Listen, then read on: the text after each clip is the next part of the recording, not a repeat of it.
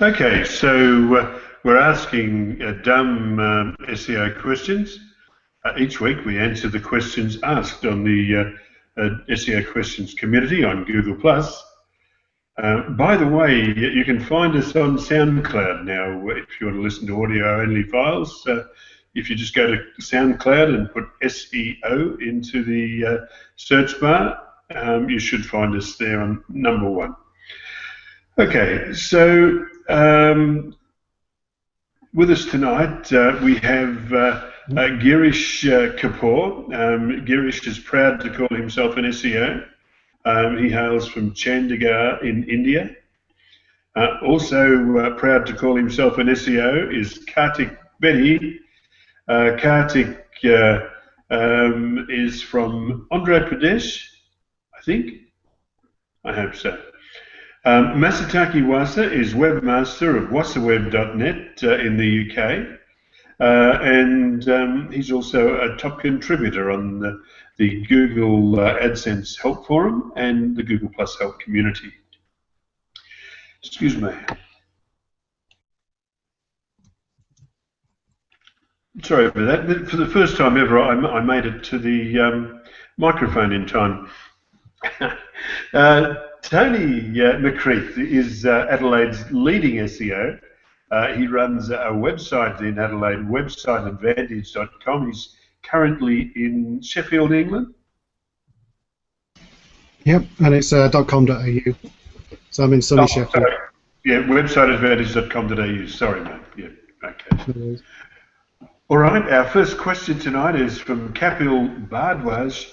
And Kapil asks, he says, I have one question about the Google business page. He says, hello all my SEO friends, I hope all good. Thank you, Kapil, we are, and we hope you are too. He says, I have one question about the Google business page. Google verified my business page, and now my page is easily searchable on Google. But I do not know how it is shown when somebody searches with a keyword, just like in this image. Could you help me?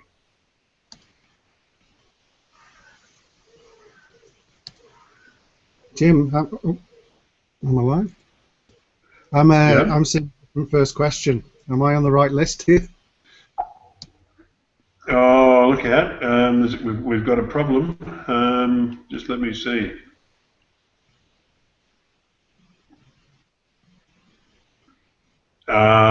Okay, so where did Kapil's question come from? Okay, well look, oh, it's going to be a bad night, I can see it. Well look, I'll read out Rita's question, which is question 1 there. Is that right? The one about Blogger, subscribers, email. Yeah, that's the first. I see on my list as well. Oh dear. Okay. Are you on 99? Yes, I am now. I don't know how that happened. Okay. Well, look, Rita Ahuja asks a question, and she wants to create an email list of subscribers on Blogger. I've added a gadget followed by email, but I don't know how to check who has subscribed. I will appreciate any help. Thanks.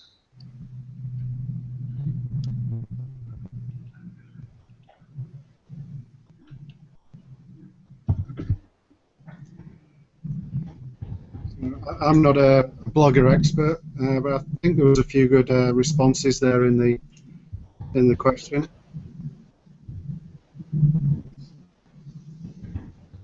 Would you like to read some of them out, Tony? Mainly links to there's a support for email subscriptions, which obviously would be quite relevant. If I can.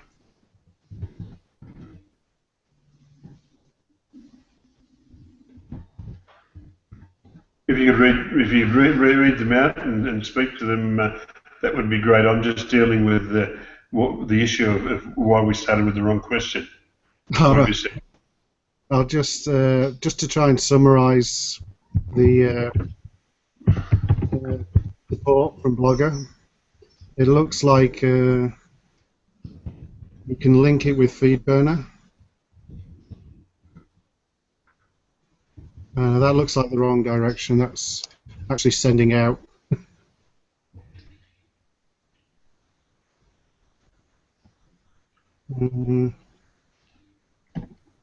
Maybe there wasn't a good answer.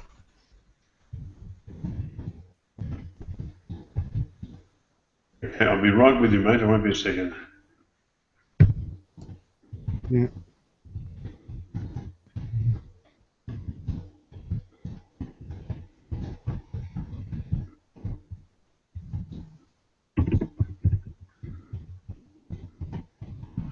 Okay. Well, look, I hope all of these things don't go wrong in our 100th episode, which is coming up in about 2 hours' time. Look, Rita Ahuja, I'm so sorry that we don't have a definitive answer for you. We will readdress it.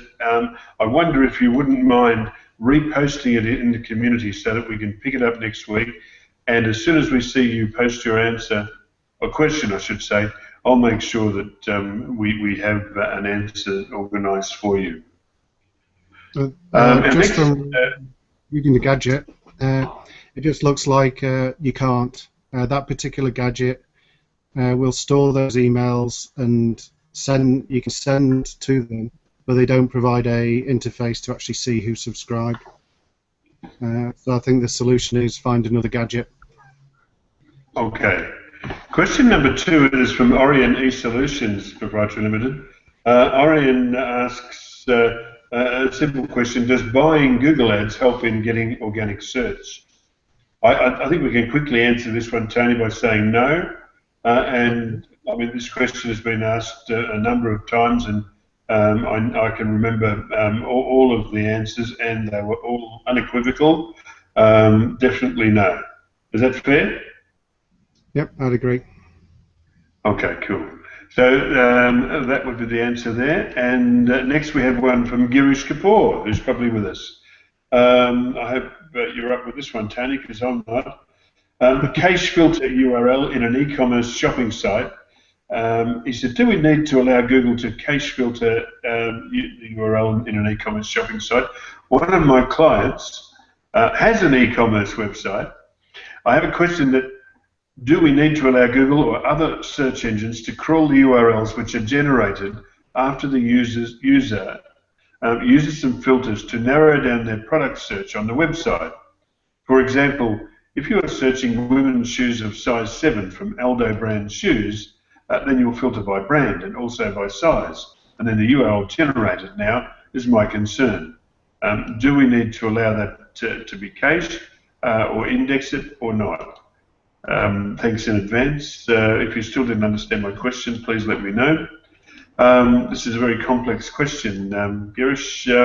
I wish Alistair was here, but I'm no doubt Tony will know. You'd be on top of that, wouldn't you?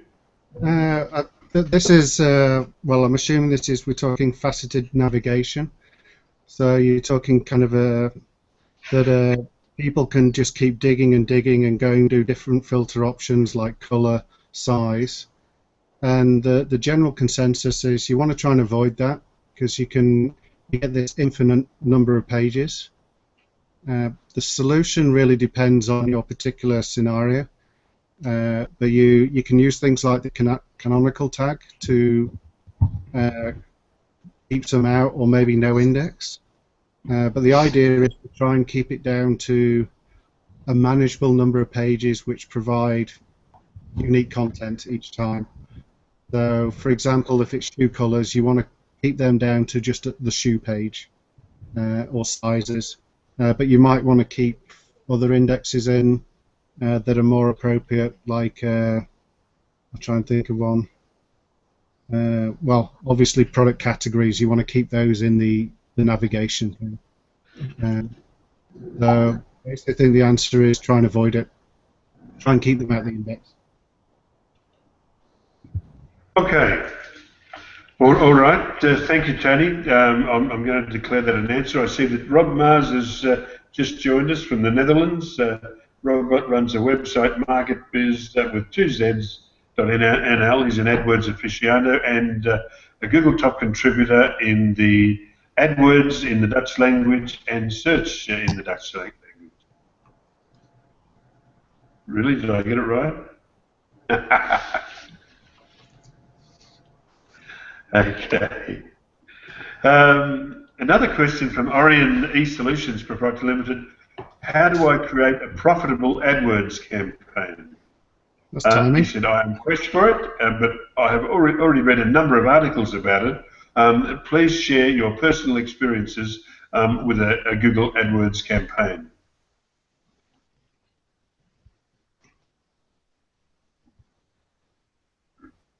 Said the AdWords aficionado.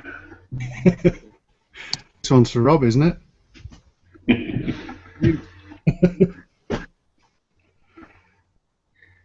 I can. I do AdWords as well, and I think for beginners, my advice would be to keep it simple to start with.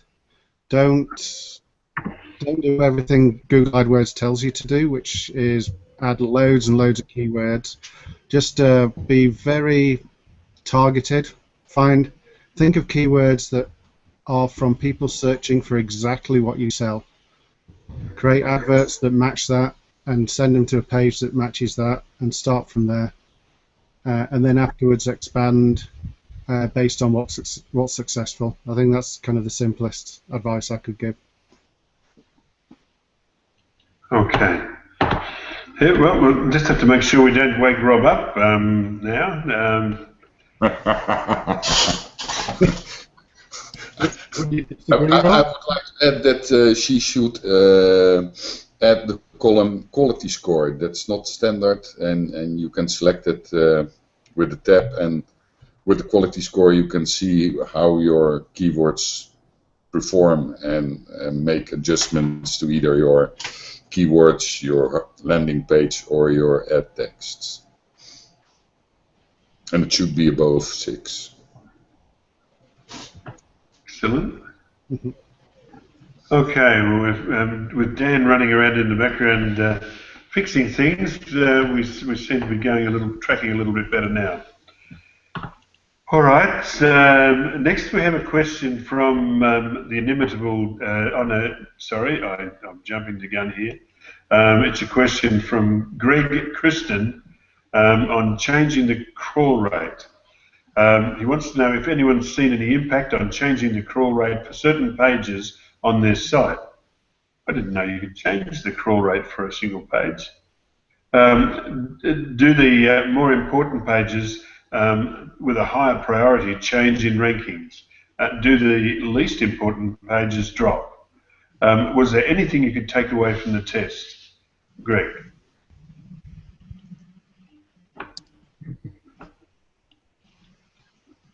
You can do crawl rate for a whole site in Webmaster Tools, but I don't think that's anything about ranking. It's more about if your website has trouble coping with Google. So I'd say at that level, it's the only influence is that you get crawled slower, so your updates take longer. They might be talking about sitemaps and priority. And I also think that doesn't have any influence. I don't think Google looks at that. How about last mod and change freak? Yeah. The attributes. If it's something that gets updated very regularly, then Yeah, you want to probably make sure that last modified and change frequency up there. I'm not so sure whether that's used, but it might help. And the things like e-tags, so actual on-page signals to help Google pick up that you regularly change so they'll come back more. But I wouldn't be surprised if that speeds up recrawls. But it won't affect ranking or anything. Yeah. Okay. All right. So next we have Dave Elliott's question. on canonicalization versus a 301. He said, someone quite high up at one of the larger UK agencies insisted that it was better to 301 the homepage rather than canonicalize, but to canonicalize the rest of the site. What are your thoughts on this? The only reason I can think of is that this would be a best practice, as if users arrive at the homepage, and it at least guarantees that the rest of the site will be in the correct URL format if people take the address out of the browser to make a link, etc. Basically, it means that if you haven't canonicalized certain pages on the site, it acts as a bit of a failsafe.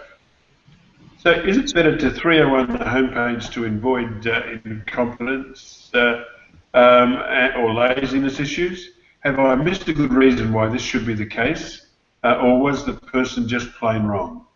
Have I asked this question before and forgotten the answer? No, I don't think so, Dave. Okay. Guys?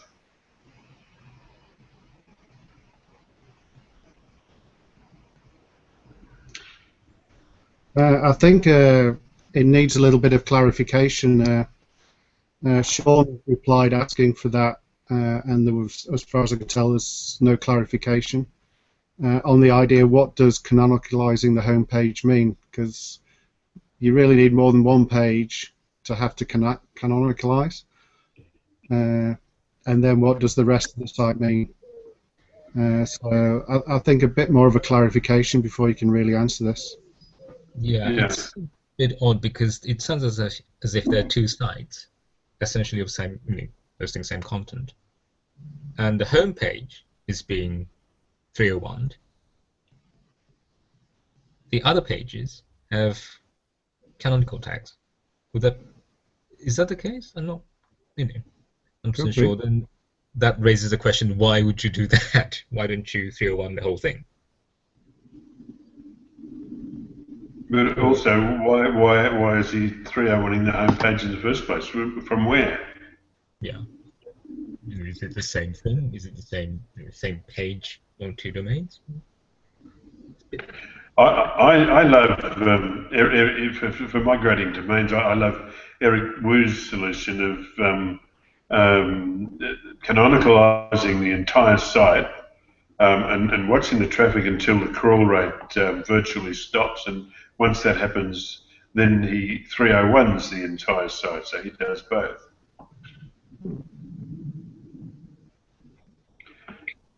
Okay, well, let's call that an answer because we must get through tonight before we don't have the luxury of being able to be late. We've got an appointment at 11:30. So, Dave, I'm sorry that's our best answer given the circumstances. Marcus Wong has a new blog. His question is, a few days ago my site recently topped at around 20 for its homepage targeted keyword. Just yesterday, the site fell off the top 200 in google.com.sg search engine results page. Today, it suddenly appeared back at around 20 again. Does this happen because of a Google mistake? Has this happened to anyone else? The background is that this site is a new blog, less than 2 months old, and slowly adding content. I haven't done any major link building to it yet, and so it has less than 5 links, but they are not spammy links. The homepage originally topped at around 20 for a certain keyword phrase, but yesterday it seemed to drop off the search engine results page for that keyword. Other related keyword phrases seem fine. I can't reveal the website. That's fine, Marcus, fine. Well, it starts with where is he looking, where his site is ranking. Is he looking anonymous? Is he looking personalized? He should be looking at his webmaster tools, and there they're giving an average position, and there he would probably not even notice a small drop on one day. So he should. And yes, it happens to everybody. It's the nature of the thing. Now and then it happens. It's not a secure position you own. Excellent. Anybody else? Or we all agree that's right? Agree. Okay. Next is a question from Gabriel Partenay. And Gabriel has titled it, Does image as anchor have value? Can I understand, does an external backlink that uses image as an anchor have any SEO value? Thanks in advance. Yes, it can bring you traffic and link juice if it's not no followed, and if it's relevant. It's a link. Vote. And maybe the alt attribute contributes to the value it provides. Yep. Anybody else? Okay, let's call that an answer for Gabriel. Gabriel, if you'd like us to do more on that, if you'd like to provide more detail and ask it again next week, we'll be happy to look at it further for you. Greg Christen asked another question. Have you marked breadcrumbs with microdata? He says, hi everyone. If so, did you notice anything change, like rankings, traffic, etc., to the site? I did not know that you could mark up breadcrumbs on the site. Thanks, Greg.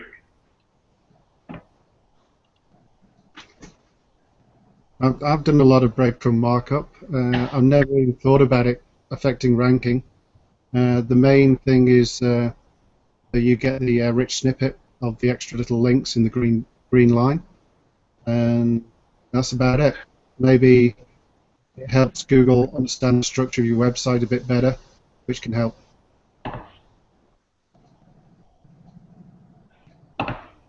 Yep. Anybody else? I'm watching out for Kartik posting something in the chat, and the first time ever. Okay. All right. The next question, Greg, I hope that's a good answer for you. The next question is from Mix Music, background music for corporate video. He asks, does SSL help ranking now? He goes on to say, Google says that SSL helps ranking now. My question is, does it matter if we apply it to the entire site or just selected pages? I've had the checkout and the login under SSL for a long time, but should I just force SSL for all pages? Thanks.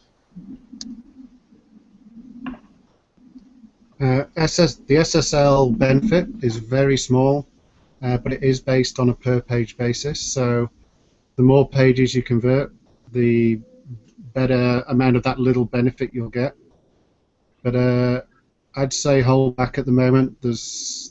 People are having issues, and because it's such a small benefit, you probably lose out on all the redirects that you're causing in the first place. Right. Look, also, Mr. Taki just alerted me that we should also be answering the same question for Pablo Cano, who asks, are you switching to HTTPS? He says, hi everyone, a question for you all.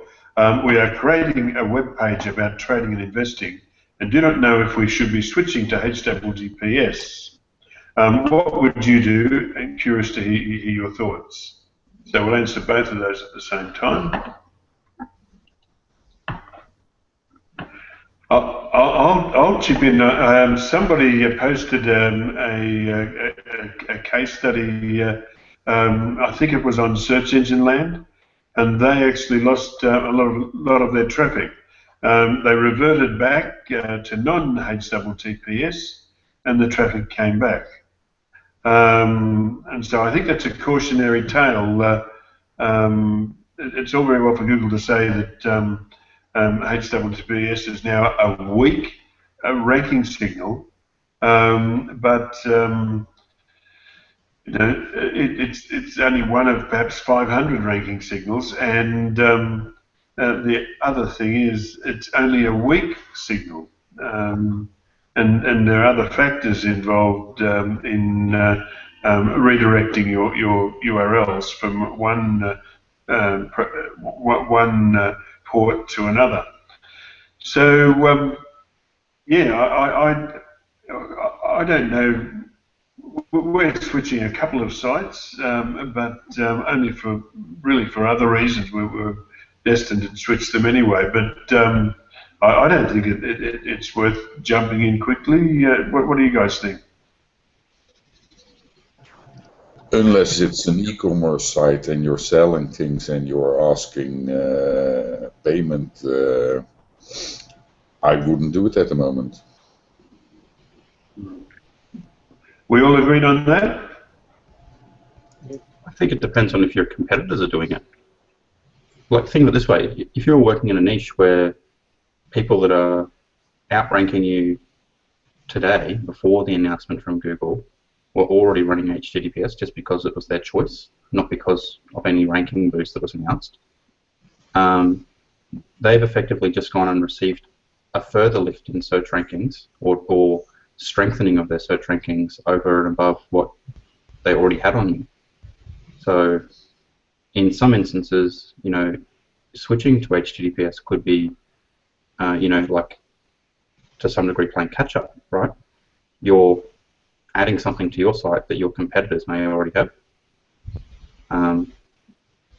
But I don't think people should just go leaping in. Like as Jim said, it's a small factor, and I think I expect to see a whole raft of people jump in with 2 feet and then realize that switching to HTTPS is actually a little harder than they thought to do it right. Yep. Okay, so we'll call that 2 answers covered.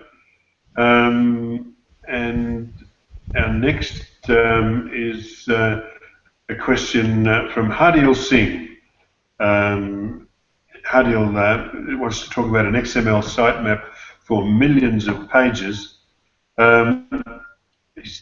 He says, I want to create an XML sitemap for a website having millions of pages. What are the best ways and tools to create an XML sitemap for a website like this?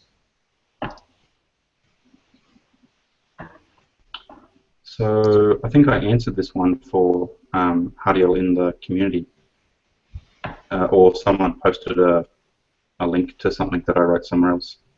The practical ways of doing this for a site with really high volumes of pages, using a crawler to generate the sitemaps is just not practical, right? You don't want to go and have to make millions of web requests to your site to go and generate an XML sitemap. That's silly.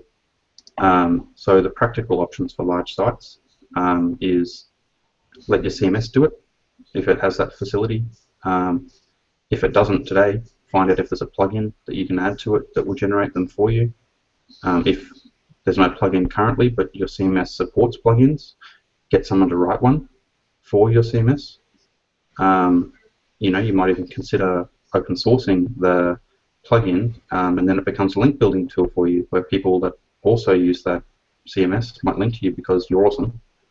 And lastly, if that doesn't work for you, get someone to go and write a script, maybe in Python or whatever scripting language is convenient, to go and drag out all of the relevant stuff from the database and create the XML sitemap for you. In particular, the reason I said that this is a far more practical option over top of crawling a site for large sites, I find that on large sites it's really fantastic to break the XML sitemaps up into logical sections. So top-level categories, second-level categories, for instance, or topics, whatever you want to call it, across the site. Because when the XML sitemaps are sucked into Google Webmaster Tools, they give you indexing information about how many URLs per sitemap have been indexed, because it's obviously not practical to go and do a cache :URL query in Google to find out whether or not Google have indexed, crawled and indexed millions of URLs. But you've got a really convenient way for you to break down your site structure into logical chunks using XML sitemaps and then get indexing information for free that's always updated about how well Google's crawling and indexing all of the relevant sections of your site. So I would definitely pursue that option. A couple of extras that might be of use. If you're talking files that big, you want to make sure it'll be beneficial that your system caches the sitemaps, because you probably, if it's generating on the fly every time someone requests, you're going to really hurt your server. Another thing I've experimented with but no full confirmation is you can submit RSS feeds, which are effectively a short sitemap of the latest new pages. And on top of that, an RSS feed can use a system called PubSubHub, which Google supports. And what that can mean, potentially, is Google can get instant notification on new pages on your website. So you could potentially put this thing together and get very fast new pages index. But I haven't been able to confirm that, but the technology's there. So PubSubHub in this context is probably more about a notification tool, right? More so than an XML sitemap replacement. So that, unless I'm thinking of the wrong thing, that would be a way for you to publish a piece of content into your site and then effectively ping Google in real time that a piece of content's changed. In the same way that you could notify Ping-O-Matic, for instance, if you're using WordPress, and then Ping-O-Matic will go out and notify a whole raft of search engines that a new piece of content's been published on your site. But you can notify Google directly using PubSubHub if you want. Is that right? Yeah, but basically Google subscribes to be pinged rather than you just sending it out. So when you've got a PubSubHub system, you will have a list of subscribers that you ping, so that they've opted in rather than you just sending it to them. So hopefully there's a better response rate on that than just wild pinging people. And Google has said that they subscribe if you submit your sitemap or your RSS feed to them in Webmaster Tools, that they might subscribe to your PubSubHub. But no full confirmation on that actually happening yet. Okay, so let's call that an answer for Hardil Singh, and I hope he's happy with that. Mike Blazer asks a question about WebMeUp. He says, after WebMeUp discontinued their full SEO service, I was trying to find some good alternatives. Especially I liked their on-page, on-site technical SEO insights, keyword appearance on pages, and comparison to competitors. So far, I have tried these software as a service providers, Position Only, Raven, WooRank, Cognitive SEO, and a few less known ones, but none of them are such all-rounders. Could you guys give me some more recommendations to look into?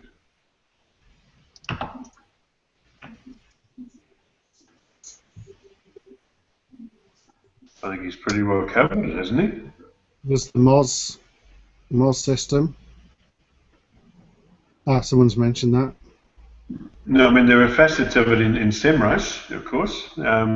We should say that SEMrush give us a copy of the Guru tool for us to use for people asking questions here. Does it need to? Go ahead. Does it need to be web-based? I don't know. Because he says these, so far I've tried these SaaS products, Positionally, Raven, WooRank, Cognitive, etc. I mean, if you were looking for something that wasn't web-based, there are a bunch of other crawlers you could use, like Screaming Frog, for instance, or the IIS SEO toolkit's quite good.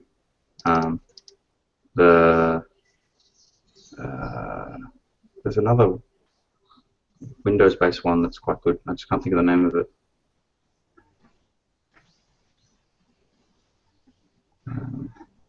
in any case, I would have a look at some of the other non-SaaS ones if that was practical. You might find there's some other good options on the market that might suit your needs. Excellent. Normally, I would encourage us to talk about that a little bit longer, but I'm sorry, Mike. Tonight we have an appointment at 11 in about 40 minutes' time, and we still have another 20-odd questions to go. So, and next is from Marilyn Lesniak, and it's about WordPress issues. She puts a printout there. I'm going to just read out the first part of the question. If you guys could check it from your run list, it's question 13. Marilyn asks, I have the latest version 1.5.5.3 of WP SEO.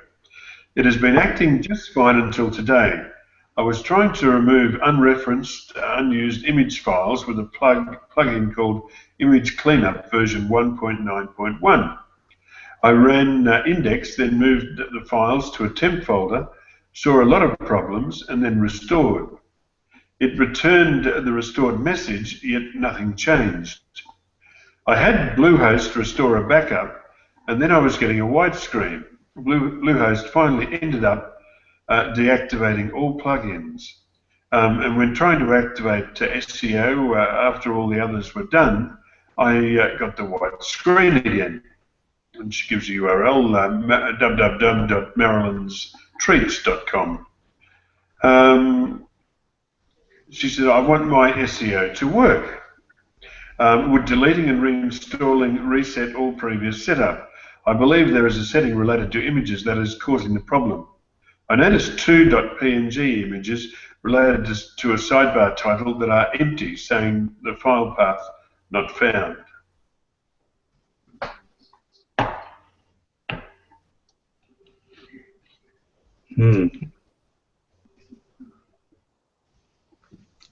Sounds like the plugin messed things up a little bit. One other trick might be to switch all the plugins off and try the SEO plugin on its own and see if that's fine. And that would indicate that you've got two plugins that don't want to talk to each other. So you just have to keep playing until you find out which two are fighting, and then you'll have to make a choice, one or the other. You might find a different SEO plugin you can use that doesn't have a problem, or whatever the other plugin is you could do without, or find an alternative. Would we be all agreed that probably the best SEO plugin for WordPress would be Yoast? I use it. I used all-in-one SEO. Okay. They're both excellent, though. Okay, so there's two choices for you, Marilyn. I'd drop the WP SEO, and then am I going mad? Is that a fair thing to say to Marilyn? Well,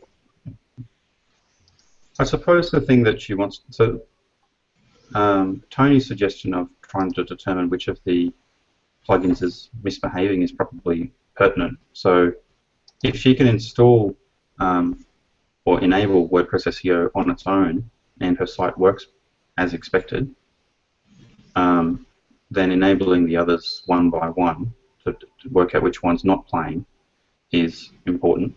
But her other question was, you know, would deleting and reinstalling reset all previous setup? So yes. So the answer to that is basically yes. She could make a backup of her only the WordPress tables.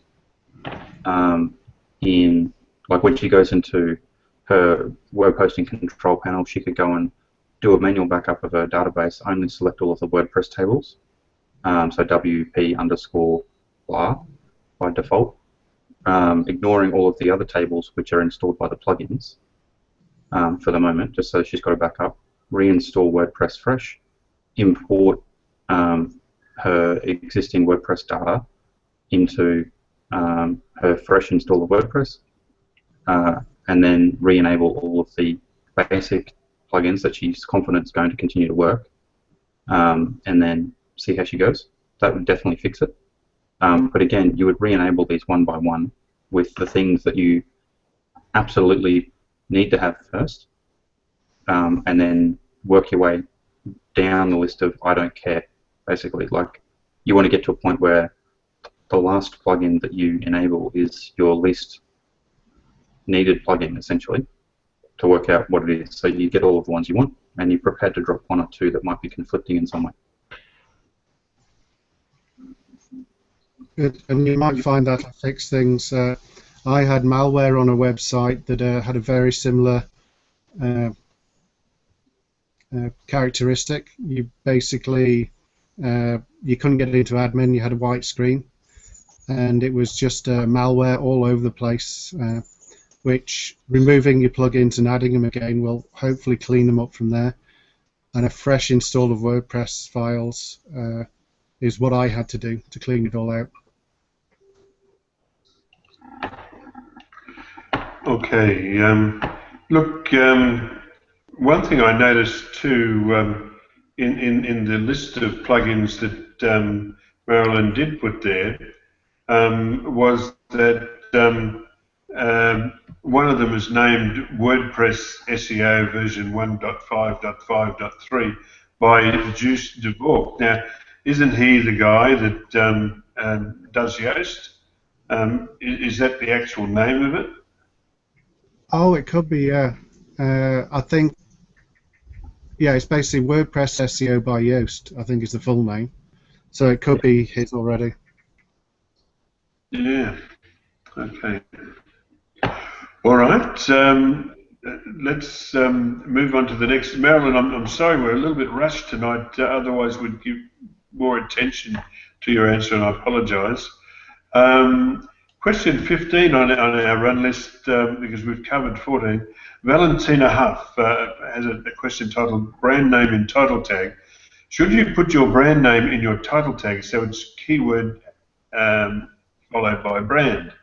Also, if you're trying to optimize locally and the name of the city is already part of your brand name, do you need the city name next to the keyword in the title tag as well?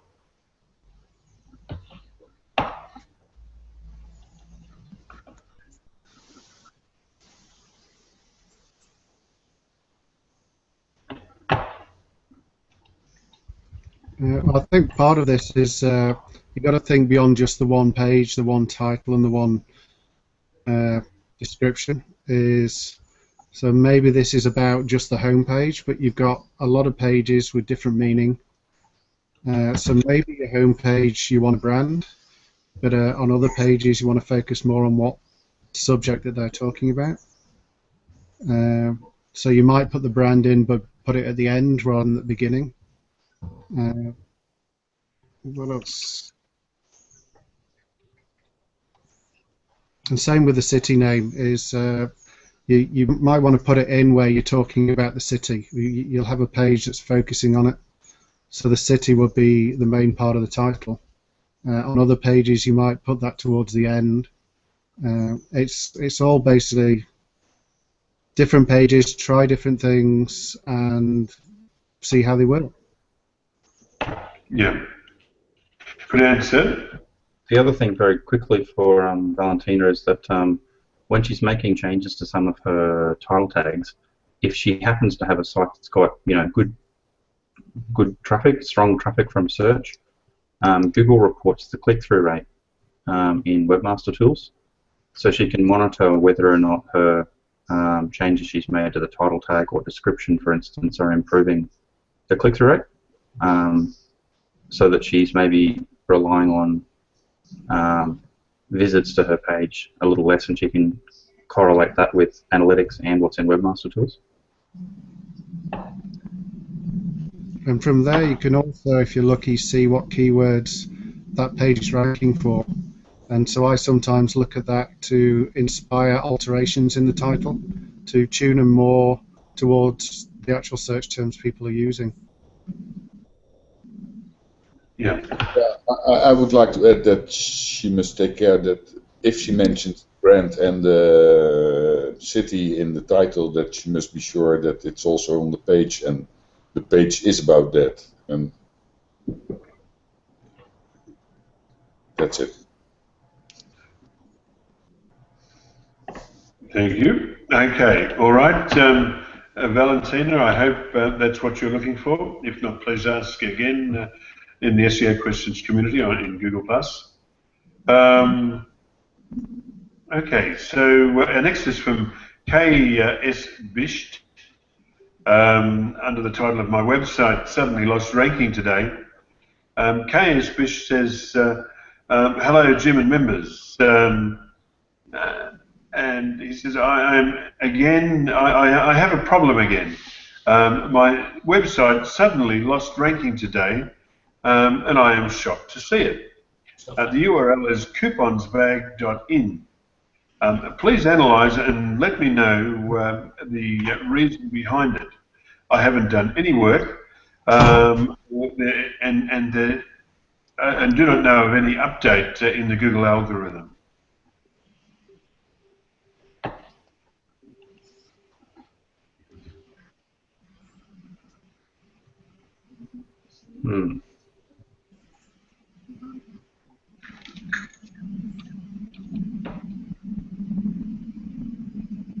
Please analyze my site.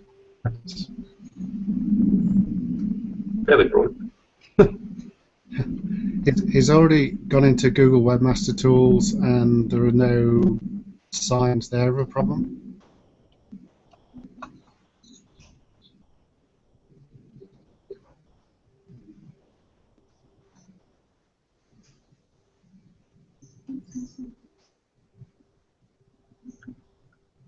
So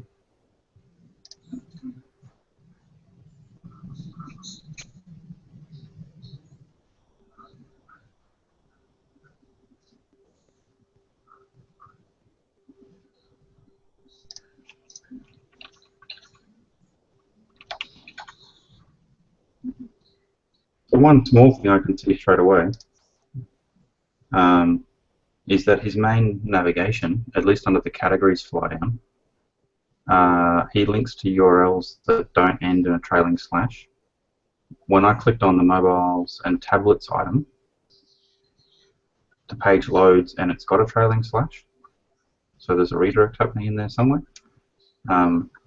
It's a tiny thing, but if he wants to use URLs that end in a trailing slash, just from a consistency standpoint for Google, he should link to those URLs with the trailing slash throughout his site to send consistent signals to Google about what his preferred URL is. I'm also looking at that URL, and there's no canonical tags in use, at least on the mobiles and tablets one. Maybe there is in other parts of the site.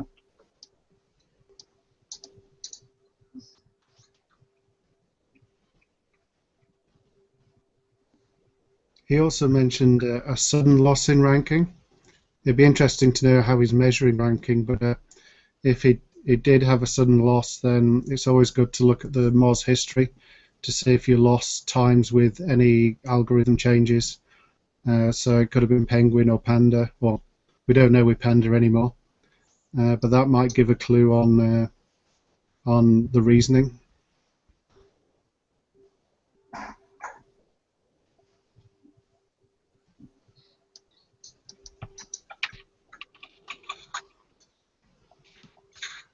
Oh, sorry, I'm muted. Let's move on from this one to the next. And K.S. Bisht, I hope this is what you're looking for. Oh, that was enough for you. But if not, please give us more detail and ask it again for next week.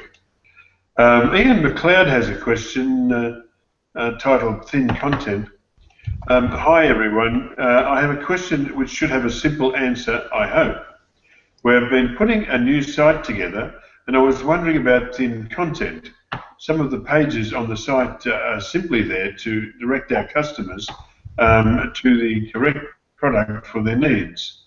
So there may be only a few words, usually less than 100, and the visitor clicks a button to go to the next page.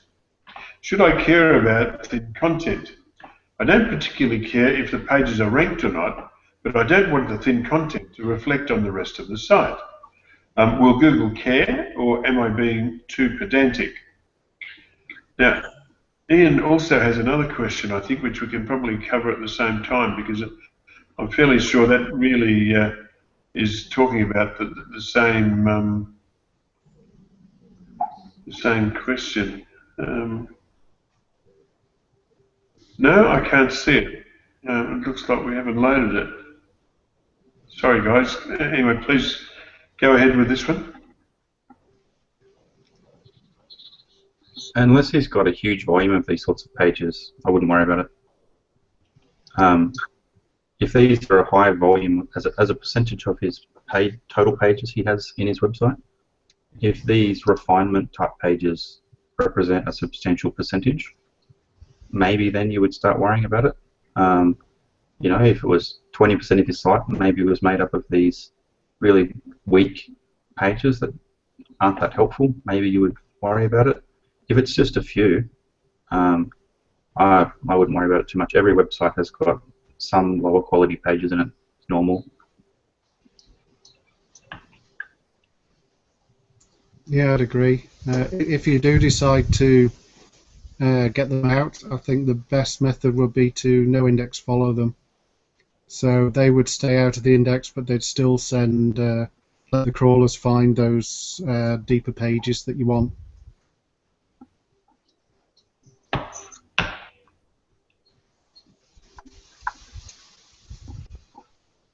Okay. All right. Hey, Micah, how you going, mate? Hey. What time is it in your part of the world? Yeah, 6 a.m. now. Wonderful. Okay, so let's go into the next, because we've got 24 minutes left. A question from Parks, Zoos for Trees, how to handle WordPress spammy links.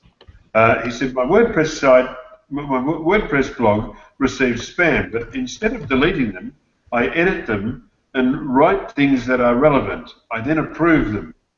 Can this hurt me SEO-wise? I delete their website link and edit their name. Should I also delete their email address? Will doing any of this hurt me SEO-wise? The morality of this doesn't bother me. I'm strictly asking about SEO. And will it hurt me SEO-wise? Is there IP address or email address a red flag for Google? Well, since he's editing them, you know, it's no longer a spammy comment, right? So it's a weird tactic, but I don't think it's going to hurt you. Yeah, the only thing I was thinking of was that, I mean, most of these comment spammers are using a template, and I wonder if he leaves all those templates, that might be a pattern that could be picked up. Well, it would be, but he's editing the comment, he says. I think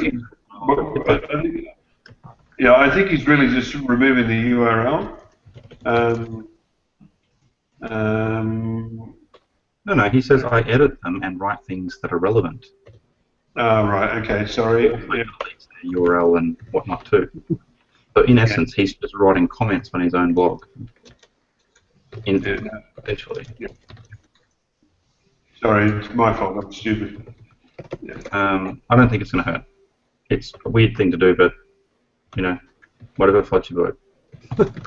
Okay, Parks, Zoos for Trees, that's your lot for tonight. John Pitcher asked a question about off-topic pages. A couple of years ago, I got carried away and created an off-topic page of sayings unrelated to the web design site, and these sayings got pinned across about 300 Pinterest accounts and a couple of blogs taking images from Pinterest with off-topic anchor text. The page has a high bounce rate as there are no other related images for viewers to jump to. Will this off-topic page and off-topic anchor text links be damaging my site by diluting the main web design theme? If so, as I can't remove the Pinterest links without removing other on-topic Pinterest links, should I just delete the page and have a bunch of about 300 or so broken incoming links?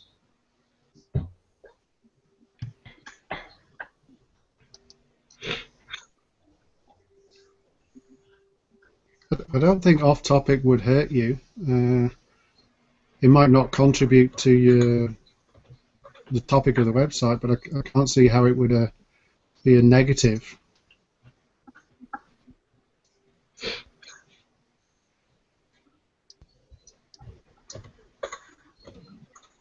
Yeah, I'm in agreement on that. I don't think that's harmful. I mean, you basically had sayings that got pinned on Pinterest, so they were naturally of value to somebody, and then reference back to you. So I don't see that as being harmful at all. All right. We must have some feedback coming through on somebody's site. All right. The next question we have is from Greg Kristen. He said, does anyone know the code to block that annoying SE Malt site from dropping comment spam on a WordPress site? Thanks.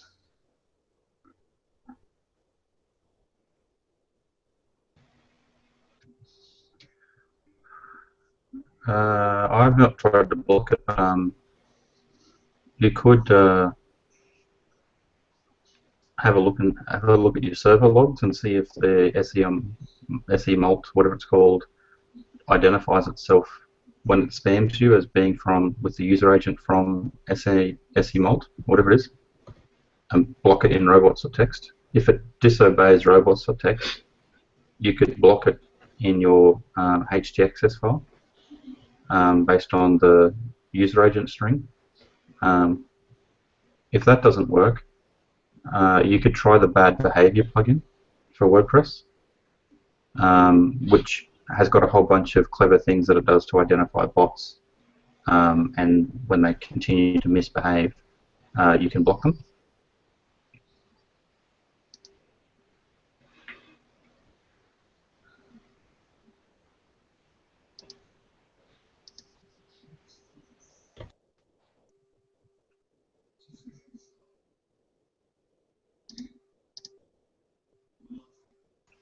Jim, you muted. I was trying to talk as well. I also, being lazy, didn't bother going into the server to try and block at that level.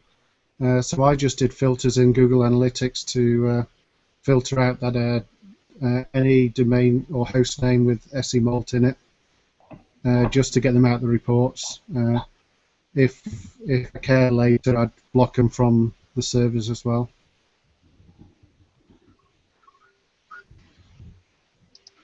Okay, very well. Next, we have another question from Greg Kristen about the crawl rate for Google and Bing. Greg says, "Hey everyone, has anyone seen any good or bad results when they changed the crawl rate for Google and Bing to their site? Did anyone notice a drop in bounce rate, more conversions, more visits, etc.? I'm thinking about changing the crawl rate to my website on both Google and Bing, and was curious if others have seen anything come from it. Thanks, Greg."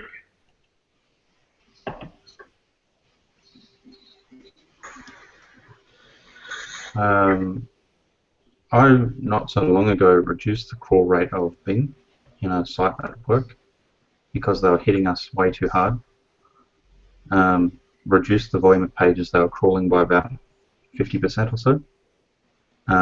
It had no impact on the amount of search traffic we were receiving from Bing. I suppose if we were publishing a really large volume of new content all the time, it could slow down how quickly Bing gets content back into the index because they're crawling your site less frequently. But in the case of our work sites, the content doesn't change like that fast, so it wasn't that big a deal. Okay. All right. Unfortunately, we're rushing to look after our 100th episode tonight. We've only, I think it's about 14 minutes left, so we must push on to the next. I'm sorry, Greg. But Orion eSolutions Proprietary Limited asks, what is the difference between Google Sandbox and the Google Penalize box?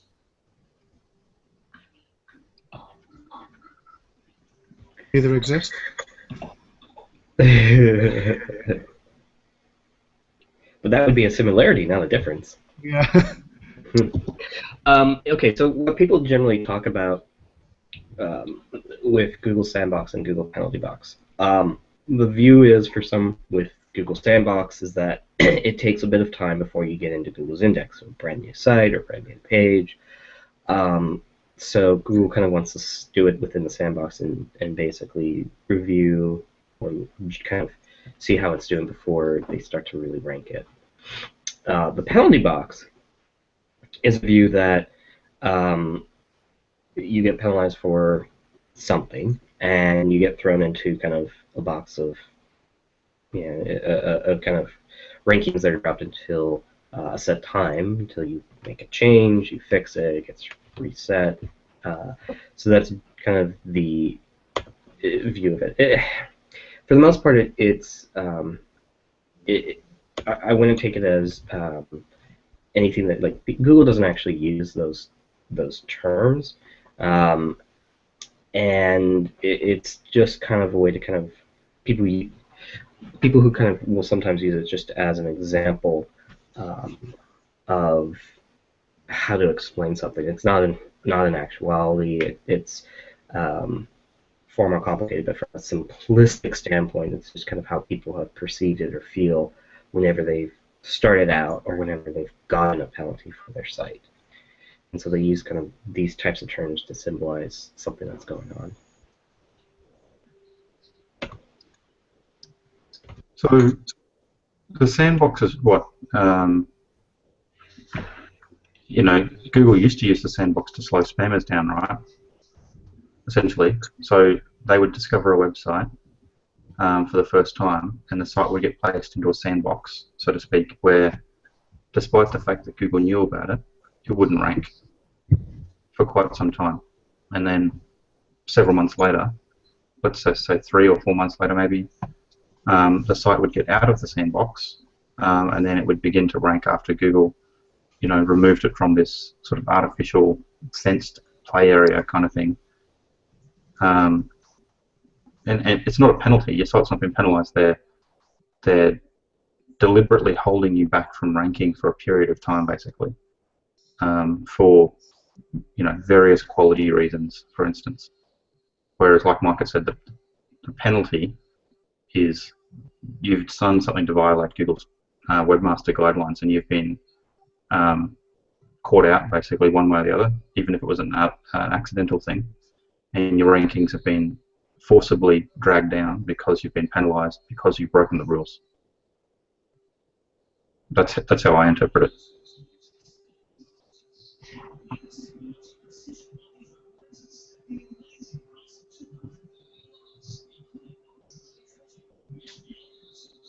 Jim? Done it again, haven't I? We've got about, let me see, 12 minutes left, so I'll call that an answer. I've just wasted about 3 of them. Okay, so a quick question, a quick answer for Ragava Chinu, please. How can I start optimizing a blog? I've started my career as an SEO with knowledge about web application development and the basic concepts of SEO about basic link building strategies. The main thing I come across when I'm looking at building strategies is that I'm unable to find things I have done on the search pages. How can I start optimizing a blog? can you please give me suggestions besides how I can motivate myself to become an expert in the field of SEO? Good luck with that plan. And also a few suggestions on upgrading my skills to become an expert. Well, we don't hand out motivation here, do we, guys? I would, I reckon a great way to do this would be to pick an arbitrary industry, for instance, of an unrelated, something that you can make money in online, essentially. That's not the obvious stuff that every man and his dog has gone after, so it's just spam to hell and back.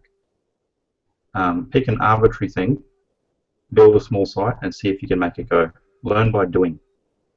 And be prepared to stumble, fall down, graze your knees, dust yourself off, and get back up. Because invariably, learning how hard you can push will probably lead to some punches in the face at some point from Google. but it's really useful to work out how far you can push. Learn by doing. Yeah. And I mean, the starter guides, of course, are listed on our community and Tim Kapler's business page. They're useful. Next, we have a question from Hina Shah. She said, I'm not sure if it's an SEO question, but I'm still comfortable with answers in this community. Well, thank you, Hina Shah. Google Webmaster Tools show a 404 error for certain links which are no longer existing on my new website. Even when clicked and rectified, and later when Google crawls the website again, it shows the same error for the same links again. How should I rectify this? They'll always come back if you've still got pages linking to those 404s. So the only real solution is to either change them with a redirect, a 301 redirect, or get rid of all those links to that 404 page. Or you must see it as a message and not as an error. Make it a good page. Well, it's not really an error. It's a message. It doesn't harm you unless you have millions of them. Yeah. Hina Shah, I'm sorry for the brief answer, but I think to sum up, it's not as serious as you think, and it will be a long time before, in fact, maybe never, that Googlebot stops crawling and looking for those pages and producing isolated 404 errors. Next, a question from Sopan Gedam asking, can anybody suggest to me how to utilize digital marketing strategies for websites?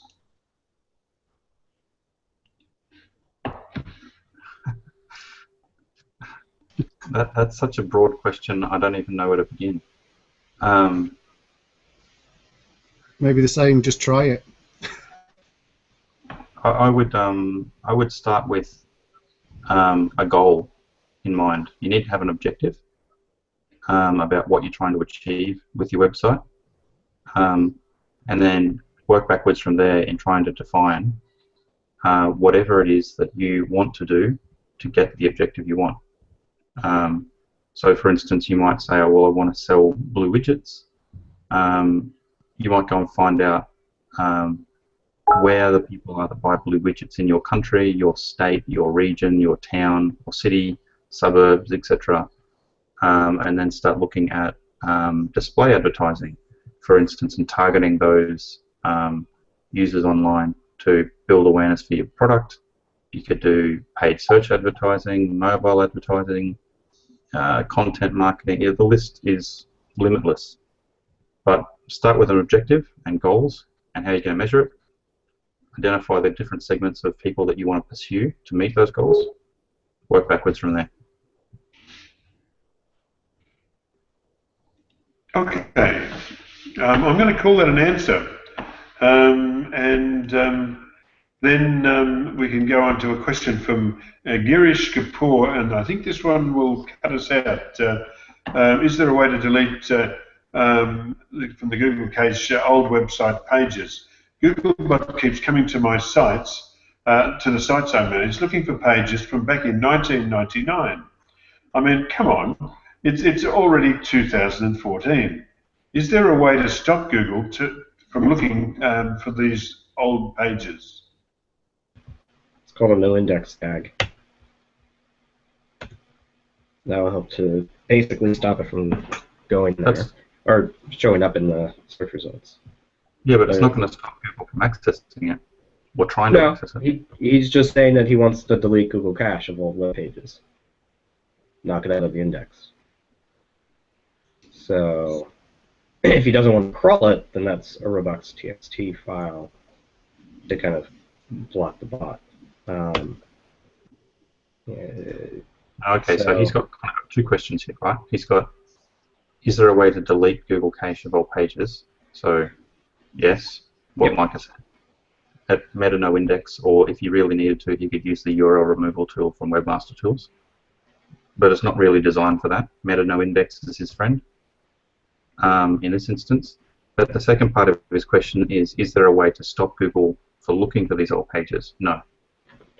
Google's a bit like an elephant. They've got a really, really long memory, and they'll just sort of keep coming along from time to time, accessing URLs that they have known about or discovered in the past. Don't worry about it. Yeah, I wouldn't worry. I mean, you could try to minimize it. Robots.txt. You can try to break links that go to those pages if you can find them. Those are kind of ways to try to reduce the likelihood of them going to it. But man, they want to find any and all links across the net and crawl them.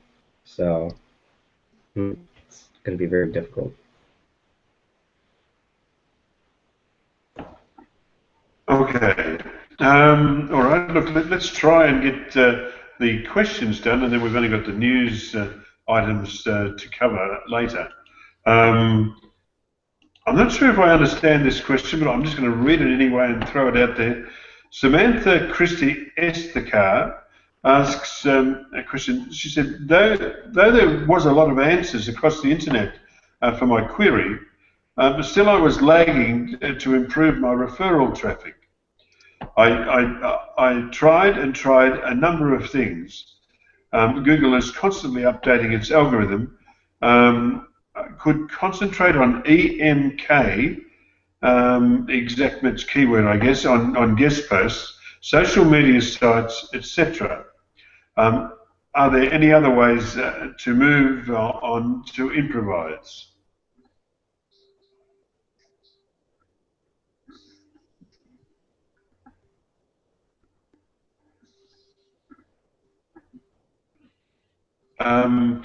Samantha, look, I wonder if you wouldn't mind reposting this one on the SEO Questions community on Google+, with a little bit of clarification, just to expand on what you've written there a little bit better, so that we can better understand what it is that you're looking for. Number 30, and the last question for the night, Greg Kristen asks a question about robots text disallow. He said, if I have a set of pages in the robots text that I want to disallow, but they are still being indexed by Googlebot, should I add the no index meta tag to the page? There is a discussion internally about if we need to or not. I am thinking that we need to add this code because some of these pages rank, and I found when you use an advanced search operator. Love to hear everyone's thoughts, Greg. So this goes back to question 28. Basically, the robots.txt file only tells Google not to crawl it. That doesn't mean they can't index it.